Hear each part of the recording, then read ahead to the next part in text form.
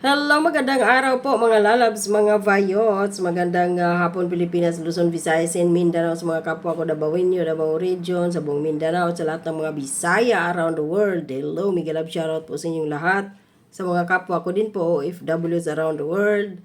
Hello, Miguel Love, shoutout, maing buntag or good morning sa inyong lahat. At kung bago lang din po kayo sa aking YouTube channel, huwag po kalimutan mag-subscribe, like at share. Maraming salamat. So yung topic natin ngayon mga lalabs, mga bayots, itong kawawang, hindi naman siya actually kawawa.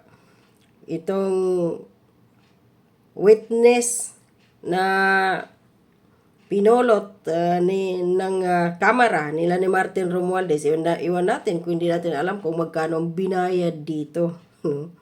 Na sinasabi si VP Sara daw ay nagbigay daw sa kanya ng suhol ng tag 50,000 kada buwan, no? Sa loob ng 9 na buwan mula mula February hanggang September daw 'yon. So ito siya ay si Gloria Jumamil or Humamil Mercado. Natagtad pala ito ng kaso at scammer pala talaga. Gawain niya, kaya siya pinaalis. Sinipa ni VP Sara sa DepEd or kung saan man ito siya nagtrabaho, sa part ng DepEd, talaga palang kurakong pala ito. Matagal na pala niya itong gawain at kahit sa administrasyon ni Duterte, ni dating Pangulo Tatay Digong, ginagawa pa rin pala niya to. At pinangalanan siya ni Duterte. So, dalawang Duterte, sinubukan niya. So, dito siya sa anak, nasipa. Dahil according to VP Sara, sa kanyang interview kahapon, ay naka-strike to. Ito si Gloria Mercado. So, sa edad niyang sa 65, dapat matanda na siya para magsinungaling pa. Tama na po, nanay. Sa edad mong yan, dapat magiging matino ka na, mabait ka na. Gumawa ka na ng kabutihan. Hindi pa ba sapat sa'yo sa loob ng 40 years? Ipapalagayan natin 30 years kang nangungurakot sa kaban ng bayan. Hindi ka pa nabusog hanggang ngayon. Sinungaling ka pa rin. O, kurakong ka pa rin. So sabi dito, itinanggi ni Vice President Sara Duterte na binigyan niya si dating Department of Education DepEd Undersecretary Gloria Humamil Mercado ng tag 50,000 kada buwan sa loob ng 9 na buwan at sinabing si Mercado ay isa lamang disgruntled former officials or disgusted ba ganyan or disappointment. Yung sobre kasi ng mga pinakita, mga lalabs, mga boys, halata mong piki at nabili lang sa tindahan, sa sari-sari store. Bakit? Yung amo ko dito, hindi nga yan siya vice presidente dito sa Kuwait. Isa lang naman siya sa mataas na security ng isang pinakamalaking bangko dito sa Kuwait. Pero yung mga sobre niya, mga lalabs, mga bayots, dito sa bahay, may tatak po yan kung saan bangko siya nagtatrabaho. Kasi may mga binibigyan siya dito ng mga kapitbahay, pira, may lagi akong pinupuntahan dito na kapitbahay namin na hinahatid ko doon pira, doon sa alaman doon sa sobre, loob ng sobre. Kagaya dito. Nakapangalan doon ang pangalan niya at pangalan ng bangko, pangalan ng binibigyan ko ng pera, at pangalan niya, pirmado niya doon sa labas ng sobre. Pero itong kay Gloria Jumamil Mercado, wala. May sobre pa doon na airmail. Sulat. Meron namang plain white. Walang tatak ng OVP, ng Office of the Vice President, o walang pirma ni VP Sara. So, paano mo masabi na talagang galing yun kay VP Sara? At saan ang pira? Ang sinuli lang niya, sobre. May fingerprint ba yon ni VP Sara doon? Kasi dito sa amo ko, pag nagbibigay siya, siyempre hinahawakan niya yung sobre at sinusulat niya doon yung pangalan ng taong pinupuntahan ko. Andyan sa ibabaw ng sobre at ang kanyang pangalan, apelido, at yun, may pirma pa. Or something yan, kasi Arabic, nakakabasa din naman ako. Walang ganun sa sobre ni Gloria Jumamil Mercado.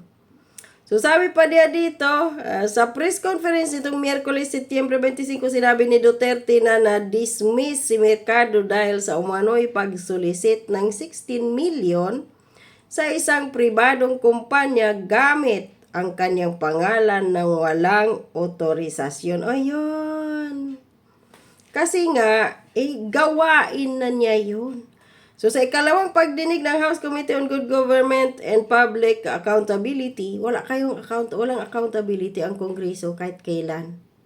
Lalo na ngayon, mga baboy, mga animal, mga hudas ang andyan ngayon, lakas ng mga loob. Mang content, akala mo sila, piling nila, mga husgado sila, korte sila. Gumagawa sila ng batas. Wala nang ginagawang batas ang mga animal na yun, kundi nangungurakot. Lai, tingnan mo yan si Jill Bungalon. Noon, di toothpick pa yung mga picture niya doon. Mukhang gosgosin ang animal, ang putang ina. Ngayon, nagmukhang tao. From gosgosin to rags to riches si Bungalon. Di Rolex pa, na tag-ilang milyon ang presyo. Ano lang ba siya dati? Gosgosin. So, yun. Tapos sabihin ngayon nakakatanggap daw siya ng 50,000 a month. Wow. So, sa sinabi nasaktan daw siya si Gloria. Sabi niya, ang sakit naman nun, ordinaryo lang akong trabahador. Inaano ka ng Vice Presidente. Talaga? Dito ngayon malalaman kung ordinaryo ba talagang trabahador. Ito si Gloria Jumamil Mercado. Diyos ko po, Nay. Matanda ka na, magbagong buhay ka na dahil anytime kunin ka ni Satanas. Huwag kang mag-expect na mapunta ka sa langit po. Tangina mong matanda kang yawa ka. So, ang pag-witness po dito ni Gloria Jumamil Mercado laban kay VP Sara ay paghihiganti ang isa sa rason. Kaya, siguro pumayag sa offer ni Tambaloslos. Para kasi naghahanap sila ng ground para sa impeachment ni VP Sara. Ito daw, pasok ito sa itong graft and corruption ba? O ano ba ito? Itong bribery. So, ordinaryo lang daw siya at sabi niya doon sa interview kahapon, pinapangalagaan daw niya yung pangalan niya. Anong pangalan meron ka, Gloria Jumamil Mercado? O ito, August 25, 2020, balita ito ng GMA News. Ayan. Name drop by Duterte. Si President Duterte ito ha. Ex-Customs Executive Jumamil denies corruption allegation. Pinangalanan siya ni Duterte na corrupt. Lawyer Teodoro, asawa, mister pala niya to. Or kapatid ba niya ito? Si Teodoro Jumamil has denied corruption allegations made by President Rodrigo Duterte, saying his former and current superiors could vouch for his character. Jumamil on Tuesday afternoon responded to criticisms made by Duterte during the televised address aired on Tuesday, where the president called him very corrupt and balasubas. So, bloodline din pala ng Jumamil. Kawatan. Ay, naku po. Parang Marcos lang din pala ito. I deny that I am engaged in corruption. I cannot say anything in my defense except a general denial. He said on the phone interview with GMA News Online. So, paghihiganti to, isa dito. Kasi siyempre, hindi na Duterte, Marcos na ngayon. Kaya yun, gumawa siguro ito ng kabulastugan. Ito si Gloria Jumamil Mercado. Dahil sa pag-akala niya siguro, pwede lang niya small-smallin si BP Sara. Ngayon, lumabas ka dyan sa kongreso, magkano bayad sa'yo? Nag-back to you ang katarantadahan mo. Matanda ka na, Gloria Jumamil Mercado, para magsinungaling pa. Yan yung ipamana mo sa mga apo mo. Yung pagiging korap at kawatan mo ninyo ng pamilya ninyong Jumamil sa kaban ng bayan, yun yung pinapalamon ninyo, yayabang ninyong may mga, for sure, may malaking bahay yan. Maluho ang buhay niyan. Ikaw ba naman 30 years, 40 years ka dyan korap sa gobyerno? So ito pa, January 23, 2017. GMA News ulit ito ha. RAPS filed versus 4 CABSIC officials. Sabi dito, an anti-corruption watchdog has filed 3 complaints with the Office of the Ombudsman against 4 senior officials under the Office of the Cabinet Secretary. In a news release issued on Monday, the Anti-Trapo Movement of the Philippines, or ATM, filed graft, falsification, and usurpation of authority charges against Executive Director Gloria Jumamil Mercado for her alleged irregular, excessive, and unsupported expenditures as Vice President of the Development Academy of the Philippines Graduate School of Public Development Management in 2012. So talagang noon pa, may mga ginagawang katiwalian ito si Gloria Jumamil Mercado at nabokeng lang ito ngayon kay BP Sara dahil kinanti niya. Hindi man nagsalita si BP Sara. Ayaw nga niyang babuyin ito sa kanyang sinabi kahapon. Kung masama lang na tao si BP Sara talaga, baka binakbakan niya, hiniya na niya in media, in public. Pero wala. Basta sinabi lang niya. Naka-strike to, nag-solicit gamit ang pangalan ko na hindi ko alam. So, gawain yan ito noon pa. So, may mga multimillionaire na to. More than 40 years kang nagtrabaho dyan. Tiba talaga palang matandang putang inang to. So, sabi pa dito, itong anti-trapo movement of the Philippines, Chairman Leon Peralta claimed that since her appointment as Executive Director, Jumamil Mercado has already gone through several unauthorized trips abroad which he said were not part of her office function. Tapos sasabihin niya, ordinaryong tauhan lang daw siya, trabahante.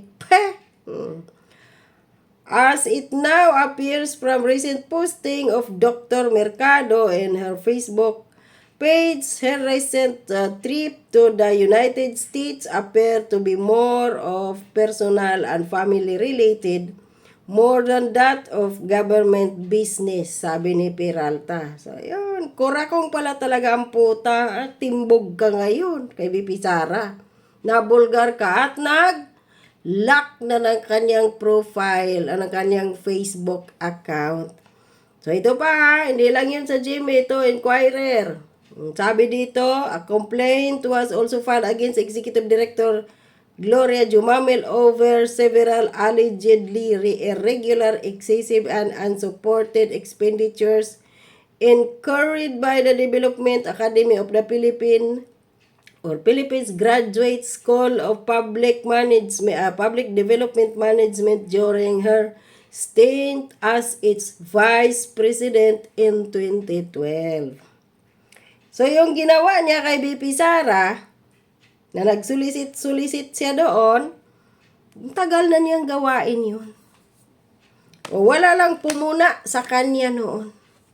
O, hindi siya napatalsik. Balaya siyang nangungulimbat sa kaban ng bayan o nanunulisit, nanlililimos sa mga private sectors, private companies, o kung ano pa man yan, gamit ang mga pangalan ng mga matataas na officials. So gawain niya. Talaga palang scammer at kawatan ang putang ina na si Gloria Jumamil Mercado, pati pa kapatid. So nasa dugo na nila ang pagiging kawatan na kagaya ng pamilya ni Bongbong Marcos. At yun yung ginawang witness ni Martin Romualdez laban kay BP Sara.